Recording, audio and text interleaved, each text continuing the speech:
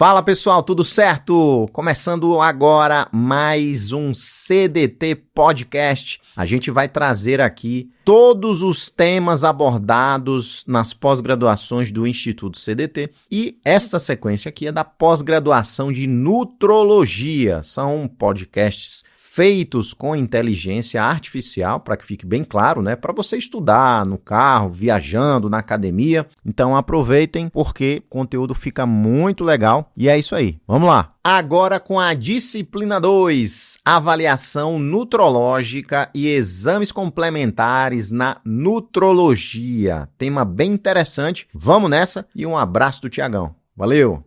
Na prática médica diária, deparar-se com a prescrição de uma dieta de, digamos, 4.000 quilocalorias para um paciente internado bom à primeira vista, isso pode soar como um erro grosseiro de cálculo, não é? Com certeza. Parece uma falha de conduta óbvia. Exato. Mas, e se a ciência provar que para o perfil hipermetabólico ou genético daquele indivíduo específico, essa conduta aparentemente bizarra é, na verdade, estritamente normocalórica? É uma mudança de paradigma completa. Sem dúvida. E o objetivo desta nossa análise de hoje é justamente desconstruir a avaliação nutrológica contemporânea. Nós precisamos explorar a fundo os métodos diagnósticos que permitem alcançar esse nível de precisão metabólica. Até porque, existe uma necessidade urgente na medicina de afastar aquela concepção arcaica de que a nutrologia clínica se resume a, colocar o paciente na balança e calcular o IMC. Perfeito! O intuito deste nosso mergulho profundo nas fontes acadêmicas é elevar a discussão para o verdadeiro impacto prognóstico. É imperativo que a avaliação nutricional seja vista como um pilar central da medicina de precisão. Porque o estado nutricional dita o desfecho clínico do paciente de forma incontestável. Indivíduos desnutridos apresentam taxas muito maiores de mortalidade, um tempo de internação prolongado e mais complicações sistêmicas. Infecções nosocomiais, falhas de cicatrização. Exatamente. Quando a reserva metabólica é escassa, a síntese tecidual entra em colapso. E veja bem, isso reverbera não apenas na assistência, mas impacta severamente a macrogestão hospitalar. Inflaciona custos, reduz a rotatividade dos leitos, é um gargalo no sistema. Para criar uma analogia técnica aqui, avaliar a nutrição baseando-se só no peso e no IMC seria o equivalente a avaliar a potência de um motor, limitando-se apenas a pesar a carroceria do carro. É uma métrica totalmente de superfície, cega para a fisiologia interna. Com certeza. É necessário abrir o capô do celular do paciente, analisar a composição molecular, o gasto energético, mas, seguindo a lógica propedêutica, antes mesmo de tocar no paciente, o desafio inicial é estratificar o risco clínico com ferramentas validadas. A propedêutica nutrológica inicia-se obrigatoriamente pela triagem junto com uma anamnese minuciosa. E, na prática, a estratificação difere muito conforme a gravidade. Para pacientes em enfermarias gerais, a ferramenta de eleição é o NRS 2002. Que avalia principalmente a perda de peso não intencional, certo? Exato. Com um ponto de corte crítico para perdas superiores a 5% em 3 meses, além da redução da ingestão alimentar. É um rastreio de inanição. Mas o cenário muda completamente em unidade de terapia intensiva. Sim. Porque na UTI, o paciente frequentemente está com anasarca ou recebeu ressuscitação volêmica maciça, a balança perde totalmente o sentido. Perfeito. Por isso a diretriz estabelece o uso do Nutri-Score para o paciente crítico. Curiosamente, ele não leva dados antropométricos convencionais. Ele foca em variáveis de gravidade metabólica, incorporando o APACHE2, o score SOFA e, quando disponível, a dosagem de interneucina 6. A IL-6 reflete aquele hipercatabolismo induzido pela tempestade inflamatória, não é? Que destrói a massa magra independente do que o paciente coma. Sem dúvida. A inflamação suplanta a antropometria. Farmácia.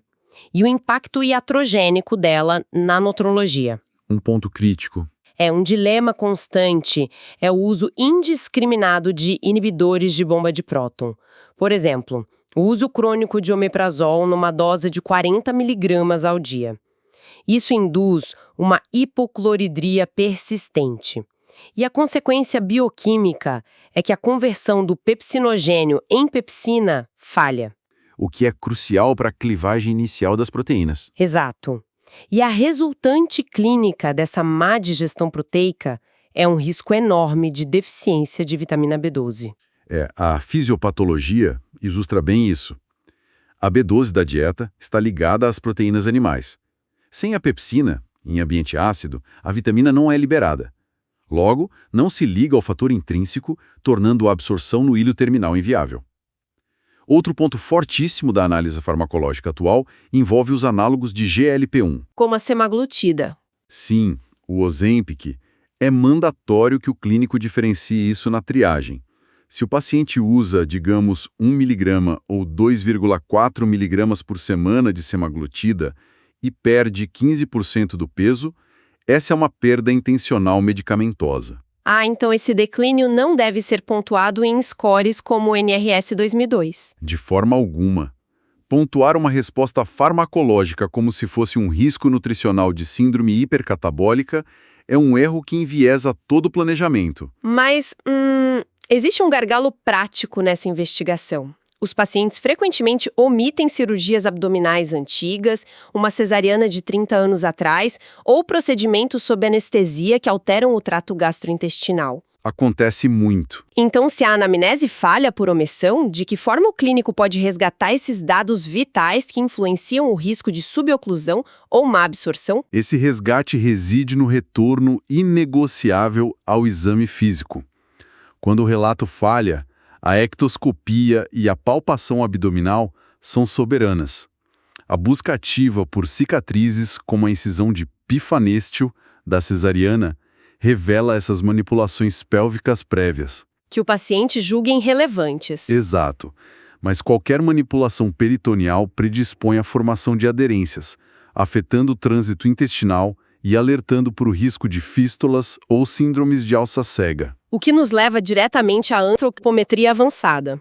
É fundamental superar o vício de só pedir exames laboratoriais e ignorar os sinais físicos de deficiências micronutricionais que o corpo já manifesta, não é? Com certeza, a ectoscopia notrológica de alto nível exige um olhar treinado. Por exemplo, o ressecamento conjuntival severo e as manchas de Bitó, que são acúmulos de queratina na conjuntiva, dão o diagnóstico visual de deficiência de vitamina A. Muito antes do laboratório confirmar. E tem a questão da quelite angular também. Sim, muitos clínicos associam fissuras labiais só à deficiência do complexo B, mas a quelite angular é um sinal clássico de deficiência de ferro. Isso é ignorado quando o foco recai só na correção numérica da anemia no hemograma. E esse podcast é patrocinado, é realizado, produzido e o conteúdo vem das pós-graduações do Instituto CDT. Então, se você é médico, quer se aprofundar, se especializar, melhorar a sua prática, evoluir, mudar de carreira, é aqui no Instituto CDT, nas nossas pós-graduações.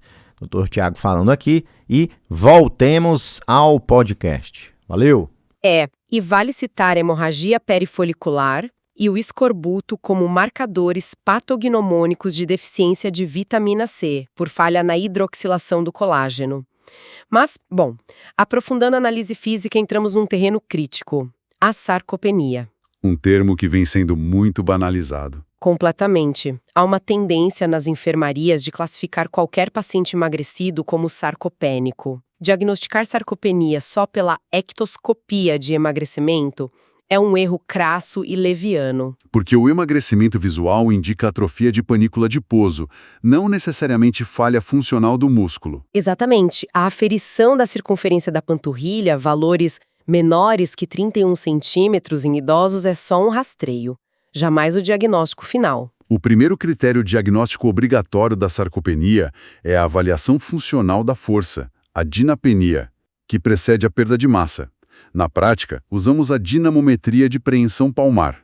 Com pontos de corte bem rígidos, certo? Sim, inferiores a 27 kg força para homens e 16 kg força para mulheres confirmam o déficit. E na ausência do dinamômetro, aplica-se o chair test, o teste de levantar e sentar. Mais de 15 segundos para 5 repetições indica falha de potência. Só depois disso é que se quantifica a massa por DEXA ou bioimpedância elétrica. E, falando de compartimento muscular, isso gera um dilema recorrente com prescrições, como a suplementação de creatina. Um dos suplementos com maior nível de evidência global. Sem dúvida. Digamos uma suplementação clássica de 3 a 5 gramas ao dia. Existe um receio infundado dos médicos ao verem a elevação da creatinina sérica nesses pacientes.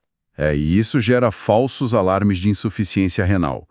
Fisiologicamente, o aumento da creatinina sérica em quem suplementa a creatina reflete o aumento do reservatório de massa magra e a metabolização natural do suplemento, que se degrada em creatinina. Não é lesão renal. Então, a conduta prática para não suspender a suplementação indevidamente é solicitar a cistatina C. Perfeito. A cistatina C não sofre interferência do volume de massa muscular ou da ingestão de suplementos. É um marcador isolado e fidedigno da filtração glomerular. Bom, e para avaliar essa composição corporal sem depender só de fita métrica, que tem erro humano e depende do operador, a evolução natural é a bioimpedância elétrica, a BIA. A física aplicada à medicina. Exato. É fundamental detalhar os princípios físicos. A premissa central é que uma corrente de baixa amplitude viaja pela água da massa magra, mas encontra resistência enorme na gordura corporal. E o detalhe mais fascinante é a membrana celular do miócito, que atua como um capacitor elétrico. A bicamada fosfolipídica é um isolante entre os fluidos condutores. Essa função capacitiva é o que permite ao aparelho calcular o ângulo de fase, certo? Com certeza. É a relação entre a reatância, o atraso da corrente na membrana e a resistência da água corporal. Valores normais variam de 5 a 15 graus. Valores sistematicamente abaixo de 5 graus indicam membranas danificadas, apoptose acelerada. É um preditor de mortalidade essencial na UTI e oncologia. Mas a BIA exige cautela com armadilhas diagnósticas hídricas, o falso catabolismo muscular, por exemplo, dietas low carb. A perda de glicogênio arrasta a água, cada grama retém 4 ml de água intracelular. E o software da bioimpedância é cego para o substrato. Pois é. Ele interpreta essa desidratação como uma perda catastrófica de massa muscular. O médico precisa correlacionar a queda da massa magra com a variação da água corporal total no laudo. Outra armadilha enorme envolve medicações diuréticas, como a espironolactona. Se prescrita, digamos, em doses de 25 a 50 mg para acne ou fins estéticos, a diretriz manda a suspender 7 dias antes do exame. Para garantir o peso seco real. Exato. Mas se o paciente for cardiopata com insuficiência cardíaca congestiva grave, a conduta inverte. Não se retira a medicação sob hipótese alguma. Faz-se o exame com diurético para manter a mesma margem de erro nas avaliações seriadas futuras. Perfeito. Agora, a BIA e a DESSA mostram a composição do corpo, mas falham em demonstrar como esse organismo oxida substratos em tempo real. Para estipular o gasto energético total sem suposições, entra a calorimetria indireta. É o fim do empirismo? Sim, e precisamos criticar aquela confiança quase dogmática na fórmula de Harris-Benedict, que vem impressa nos laudos automatizados. Ela é obsoleta para hipermetabólicos ou grandes queimados. Equações não leem a inflamação celular. A calorimetria resolve isso porque mede diretamente, via ventilação, o oxigênio consumido e o dióxido de carbono produzido, calculando o quociente respiratório, o QR. E a aplicação desse QR é uma janela para o metabolismo, não é? Sem dúvida. A oxidação de lipídios gera um QR próximo a 0,7, enquanto a de carboidratos vai a 1,0. Alterações extremas provam underfeeding crônico ou sinalizam uma acidose metabólica grave e precoce. O que estabelece a diferença clínica vital entre o gasto energético total, o GET medido pela máquina, e o valor energético total, o VET prescrito na dieta? A calorimetria permite desenhar um déficit calórico real. Exato. E valida aquela nossa premissa inicial. Uma prescrição de 4.000 quilocalorias pode ser estritamente normocalórica para um hipermetabólico. Tentar ajustar o VET de um paciente crítico usando só Harris Benedicts é como prescrever antibiótico guiando-se só pela temperatura, sem pedir cultura bacteriana. A calorimetria é a cultura metabólica. Uma analogia irretocável. A síntese da nossa exploração clínica de hoje mostra que a nutrologia moderna abandonou o achismo. Ela exige o cruzamento de dados que vão desde a cicatriz de cesariana até a capacitância elétrica no ângulo de fase. É a essência da medicina de precisão. Com certeza. Mas para finalizar nossa discussão com um pensamento provocativo, nós temos tecnologia para medir o quociente respiratório com precisão milimétrica.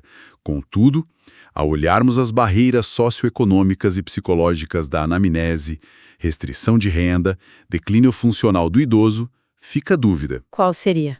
Até que ponto a falha na intervenção nutricional que vemos nas enfermarias é realmente um problema metabólico que essas máquinas de alto custo podem detectar? E até que ponto é só o reflexo de uma barreira ambiental e financeira que o clínico negligenciou investigar? Fica a reflexão para a prática diária.